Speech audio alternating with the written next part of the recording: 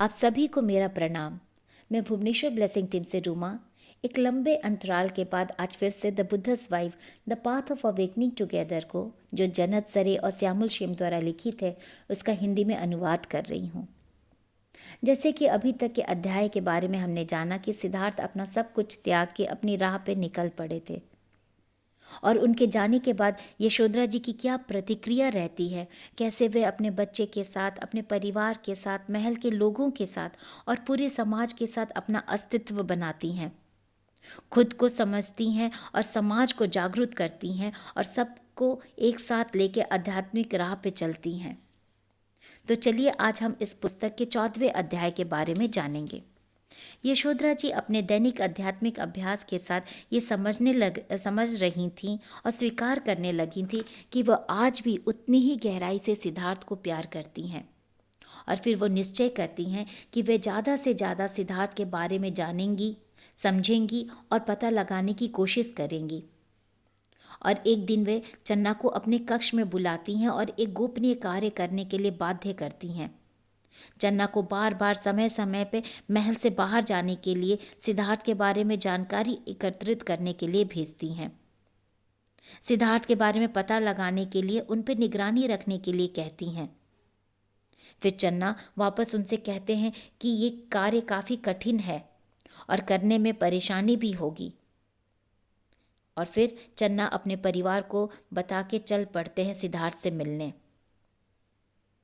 फिर चन्ना सारी जानकारी लेकर आते हैं सिद्धार्थ के बारे में, सिद्धार्थ के चरम तप के बारे में बताते हैं। यशोधरा जी सुनती हैं कि कैसे सिद्धार्थ अपना सब कुछ त्याग के, अपने आप को भुला के जंगल में एक बनवासी की तरह जी रहे हैं। नंगे पांव चल रहे थे, पीला भगवा वस्त्र पहना करते थे, एक लकड़ी की कटोरी में भीख मांगा करते थे और वन में जो मिल जाता था वही खा लेते थे, नीचे जमीन पे सोया करते थे। ये सब सुन के यशोधरा जी भी अपने आप को वैसे ढालने की कोशिश करने लगी। वे भी भगवा वस्त्र पहनने लगी, लकड़ी की कटोरी में भी भोजन करने लगी, और वो भी सिर्फ दिन में एक बार। नीचे ज़मीन पे सोने लगी और ये अभ्यास काफ़ी समय तक करती रहीं।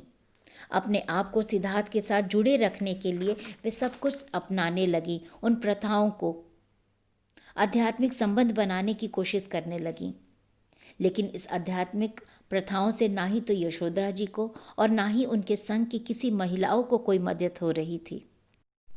उनके साथ जुड़ी महिलाओं को ये प्रथा समझ में ही नहीं आ रही थी, और तो और यशोधरा जी भी सिद्धार्थ के साथ जुड़े रहने में कोई मदद नहीं हो रही थी। सारी महिलाएं उन्हें छोड़ के जाने लगीं, उनसे दूर होने लगीं। और एक दिन ये सारी असफलताओं ने एक आलोकनीय सत्य का प्रकाशित किया यशोधरा जी में। यशोधरा जी कहती हैं, वे सब महिलाएं जो उनके साथ जुड़ी हुई थी, एक साथ मिलकर सभा किया करती थीं, इस सभा में आध्यात्मिक प्रथा को अपना रही थीं, एक साथ नियमित अभ्यास करने के साथ एक दूसरे के साथ जुड़ चुकी थीं, साझा संबंध बना चुकी थी, और इसके माध्यम से महिलाओं की मुक्ति हो रही थी, दर्द से, दुख से, पीड़ा से। वे सब अपने आप में खुश होने लगी थी और एक न्याय की पेशकश होने लगी थी उनके सभा में। यशोधरा जी कहती हैं, ये एक क्षण था, और चुप हो जाती हैं। चारों ओर मठ में वो देखने लगती हैं और प्रजापति जी को भी देखती हैं, और स्पष्ट रूप में अपने स्पष्ट आवाज में कहती हैं, प्रकाश की अपनी खोज उन्होंने वापस कर ली, अपनी सभा में एकत्रित कर लिया, सबको एक ही बार में समझ गई और जुड़ गई।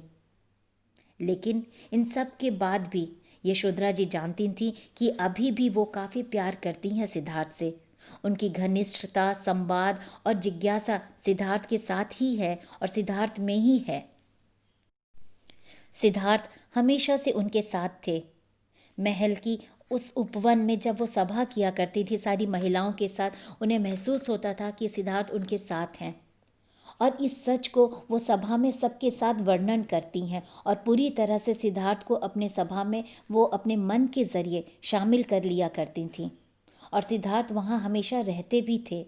लेकिन हाँ, अभी भी यशोधरा जी में दर्द था सिद्धार्थ की अनुपस्थिति की, और इसी यशोधरा जी के प्यार और दर्द के साथ ये अध्याय यहीं समाप्त होता है।